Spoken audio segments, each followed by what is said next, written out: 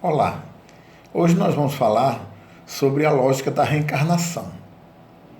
Inicialmente, buscando o significado do termo lógica, a lógica teve início com o grande filósofo grego Aristóteles em 384 a 322 a.C. Né? Agora, o que vem a ser a lógica? A gente ouve muito falar que alguma coisa é lógica, que alguma coisa é ilógica, né? Porém, poucos de nós sabemos fazer essa diferença, né? Então, a lógica, segundo o filósofo Aristóteles, é a única ferramenta que pode nos orientar em direção à verdade ou ao mais próximo possível dela. Sem a lógica, ficamos reféns do conhecimento, nós ficamos sem entender realmente, ou pelo menos entender um pouco de algumas coisas que acontecem na nossa vida. Não é? Então, vamos fazer o início do que significa a lógica. Vamos analisar. Por exemplo, Deus. Deus é justo? Sim, Deus é justo. Não é? Todos nós que acreditamos na existência de um Criador, não é? Nós admitimos que Deus é perfeito e possui todas as virtudes. Isso é uma lógica. Agora, será lógico imaginar que Deus, o nosso Pai Criador, não é? Ele está sujeito às imperfeições? Não. Se Deus é perfeito, é acima de tudo justo, bom, honesto. Então a premissa é que Deus é justo. Deus é justo. Seria justo, não é? Deus, nosso Pai, com a sua perfeição, ele impor um sofrimento a alguém, sem que este alguém, não é, ele mereça tal sofrimento? Não. Tal ação, por parte de Deus, vai de encontro ao próprio conceito que nós acabamos de ver dele, que é justo, bom e honesto. Né? Então, não é justo impor um sofrimento a um inocente. Não é justo. Deus não pode ser injusto e cometer injustiça ao mesmo tempo. Ou é justo ou não é. Se existisse, por exemplo, apenas uma vida, então Deus estaria impondo a alguém, desde o seu nascimento, sofrimentos terríveis, sem que essa pessoa, esse espírito, tenha merecido. Então Deus, dentro da lógica, estaria assim sendo injusto. Vejam bem, seria justo, seria correto, não é? Essas desigualdades, essas diferenças que nós observamos na vida, ao longo de toda a vida, que existe entre as pessoas, entre nós. Por exemplo, qual a explicação para as pessoas que nascem defeituosas, paralíticas, doentes ou cegas, enquanto outras nascem perfeitas, saudáveis. Não é? Porque uma já nasce com esse sofrimento e a outra nasce sã, completamente sem sofrimento. Aí vamos usar a lógica. Se houvesse apenas uma vida e tivéssemos como objetivo atingir a chamada salvação, uma vida e tivéssemos que atingir a salvação, por que então alguns nascem com problemas em ambientes sem condições de atingir esse objetivo? Uns nascem no meio que pode ocorrer, não é, lhe dar condições de atingir esses objetivos, outros não. Uns nascem em famílias estruturadas, que lhes dá uma completa educação moral, educação de conhecimento intelectual, não é? As famílias encaminham para o bem, dando seus exemplos de bondade, de caridade, de honestidade e de trabalho. E outros nascem em famílias desestruturadas, no meio à extrema miséria, sem nenhum tipo de referência moral. Às vezes, vítimas desde cedo de todos os tipos de violência, todos. E além disso, mesmo enfrentando todas as adversidades, tais pessoas ainda teriam de ser julgadas após a morte. Será que isso existe? É lógico isso. E poderiam até mesmo serem condenadas a penas eternas pelos erros que cometeram em apenas uma única vida, uma única existência. Quanta desventura, quanta injustiça. Além também de serem injustiçadas pela sociedade. Seriam também injustiçadas pelo próprio Criador, pelo próprio Deus. Será racional isso? Será lógico? Como explicar, por exemplo, o caso de pessoas que, mesmo sendo boas durante toda a sua vida, são surpreendidas por doenças terríveis ou são vítimas de terríveis acidentes, terríveis infortúnios, enquanto outras passam a vida toda sem conhecer nenhum tipo de infortúnio. O que é que nós poderíamos alegar? Sorte de uns? Azar de outros? Não. Se nós fôssemos criados no momento da nossa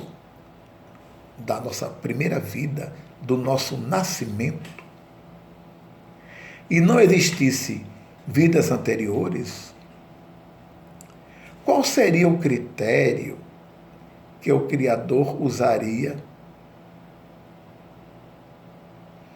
para uns serem saudáveis, outros não serem saudáveis? Não é? Uns seres perfeitos, outros cego, deficiente, etc. Será que nós teríamos como explicação sorte ou azar? Isso seria um absurdo. Isso seria uma injustiça. Ora, se não é justo que um pai proceda dessa maneira, será que Deus, sendo infinitamente sábio, bondoso, ele poderia agir assim? Evidentemente que não. Se nós fôssemos criados por Deus no momento do nosso nascimento,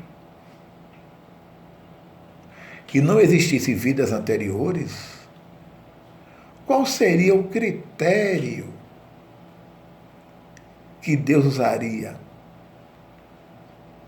Quem seria o saudável? Quem seria o doente? Quem seria o inteligente? Quem seria o débil, o idiota? Não é?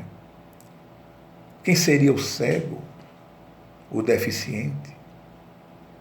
Quem seria o bonito, o perfeito?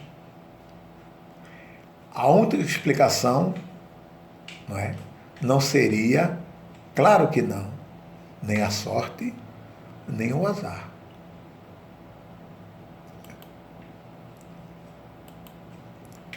Ninguém paga pelos nossos erros.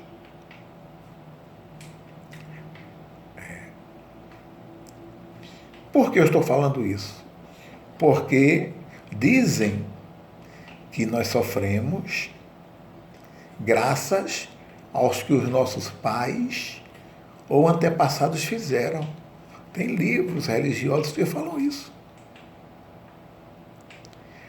Dizem até que nós sofremos por causa de Adão, pecado original.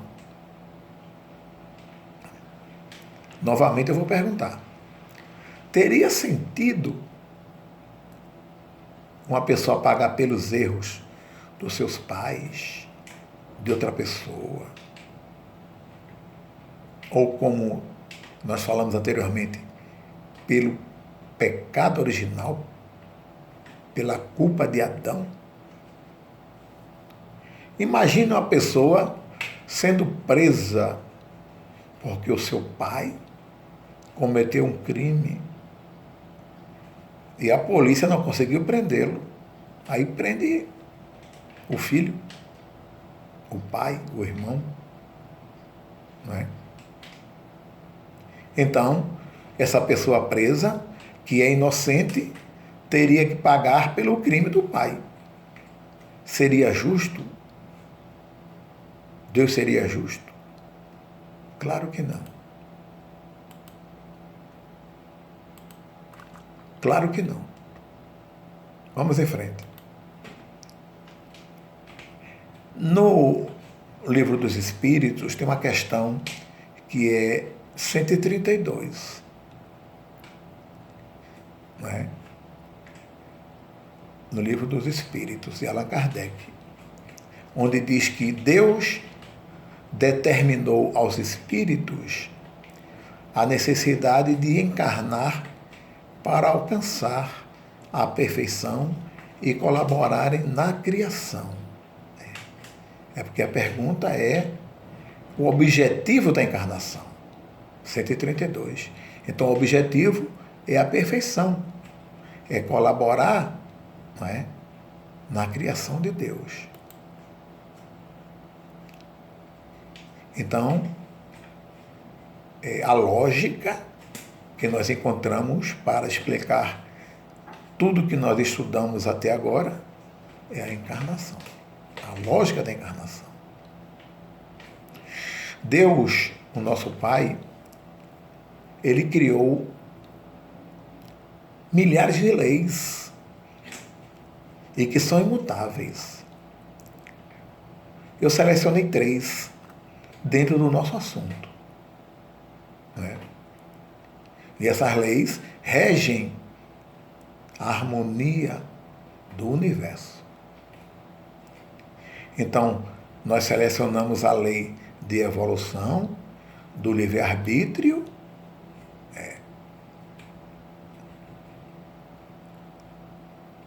Vamos ver. Então, lei de evolução. Tudo no universo caminha para a evolução. Seja no mundo mineral, vegetal, animal ou o mundo espiritual. Então, a maior razão de estarmos aqui neste planeta é trabalharmos em prol da evolução do nosso espírito. A segunda lei que eu selecionei para nós é a lei do livre-arbítrio. Deus cria continuamente os espíritos. E nós nascemos simples e ignorantes. E Ele dá a todos, sem exceção, sem privilégio nenhum para ninguém. Ele dá as mesmas condições iniciais para que todos possam atingir a evolução. Porém, Ele nos dá o livre-arbítrio. Cada um tem o seu. Cada um tem o poder de escolher quais os caminhos deverá seguir. Veja bem, Deus é tão bom conosco que nem Ele interfere nas nossas escolhas, no nosso livre-arbítrio.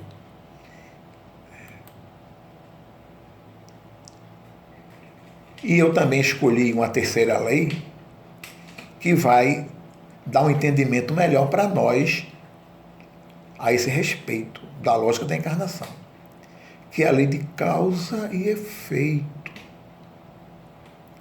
Ao fazer as nossas escolhas na vida, nós recebemos os resultados, quer seja positivo ou negativo. Não é? Se fez o bem, vai receber o bem. Se fez o mal, vai receber o mal. Se plantou tomate, vai colher tomate. Não vai colher outra fruta. Deus não precisa ficar nos vigiando. Não precisa ficar nos punindo a cada erro. Não existe isso.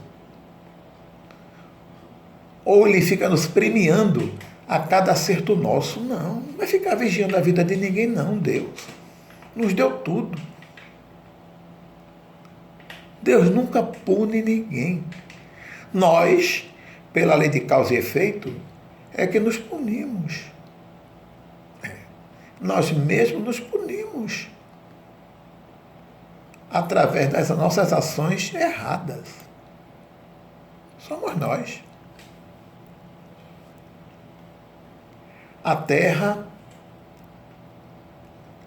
é como uma grande escola, na qual nós somos os seus alunos. E nós podemos estudar, praticar o bem, agir corretamente dentro das leis naturais de Deus e passar de ano. Ou então, não estudar, não seguir as leis naturais de Deus.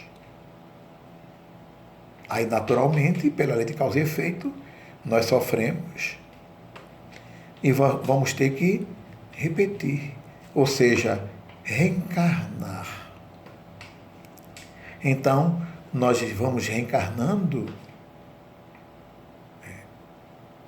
de acordo com a necessidade que cada um espírito precisa até atingir a completa purificação.